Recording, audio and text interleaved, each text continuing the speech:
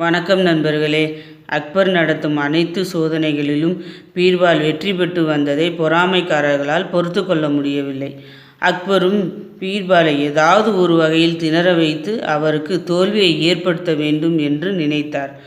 தமக்கு உடல்நிலை சரியில்லை என்றும் காய்ச்சலால் அவதிப்படுவது போலவும் நடித்தார்.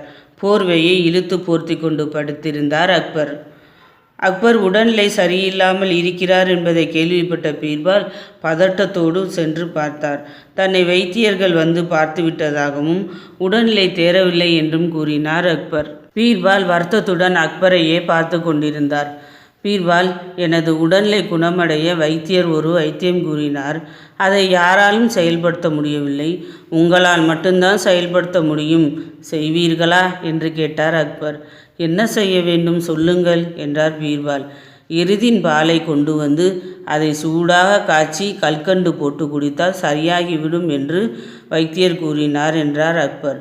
பீர்பால் வசமாக மாட்டிக்கொண்டார் என்று மனதுக்குள் நினைத்து கொண்டார் அக்பர். எருதின் பால் என்றதும் பீர்பால் அதிர்ச்சியில் உறைந்து போனார். இது அரசரின் விபரீத சோதனை என்பதை புரிந்து கொண்டார். அரசே, எருதின் பாலை கொண்டு வர எனக்கு 3 நாட்கள் அவகாசம் கொடுங்கள், எடுத்து வந்து தருகிறேன் என்று கூறிவிட்டு மன்னரிடம் விடை பெற்றார் பீர்பால். இந்த முறை நிச்சயம் பீர்பால் வெற்றி பெற இயலாது என்று இருமாப்புடன் சிரித்து கொண்டார் அக்பர்.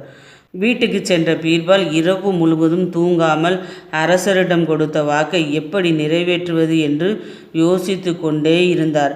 பின்பு தன்னுடைய மனைவியிடம் ஒரு முடிவை கூறினார். முடிவில் அருமையான யோசனை ஒன்றை கண்டுபிடித்த பிறகுதான் அவர் நிம்மதி பெருமூச்சு விட்டு உறங்கினார். பீர்பாலின் மனைவி நள்ளிரவு நேரத்தில் வீட்டிலிருந்து அழுக்கு துணிகளை மூட்டையாக கட்டிக்கொண்டு அரண்மனைக்கு பக்கத்தில் இருந்த குளக்கரைக்கு சென்றார். மூட்டையிலிருந்து ஒவ்வொரு துணியாக எடுத்து பெரிய கல் ஒன்றின் மீது பலமாக துவைக்க ஆரம்பித்தாள். அமைதியான அந்த நேரத்தில் துணி துவைக்கும் ஓசை அரண்மனையில் புரண்டு படுத்து கொண்டிருந்த அக்பரின் காதுகளை எட்டியது.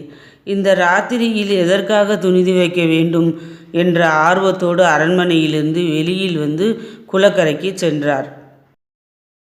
பீர்பாலின் மனைவியை இதற்கு முன்னால் அக்பர் பார்க்காதபடியால், ஏனம்மா, எதற்காக நடு இரவில் துணிகளை துவைத்து கொண்டிருக்கிறாய் என்று கேட்டார் அக்பர். அரசே, 2 நாட்களுக்கு முன்புதான் என் கணவர் பெண் குழந்தை ஒன்றை ஈன்றெடுத்தார். உதவிக்காக சேர்த்திருந்த வேலைக்காரியும் இன்று வரவில்லை.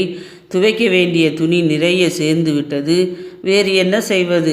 எல்லா வேலைகளையும் பார்த்துவிட்டு துவைப்பதற்காக இப்போது கொண்டு வந்தேன் என்று துக்கம் தொண்டையை அடைக்க கூறினாள் பீர்பாலின் மனைவி.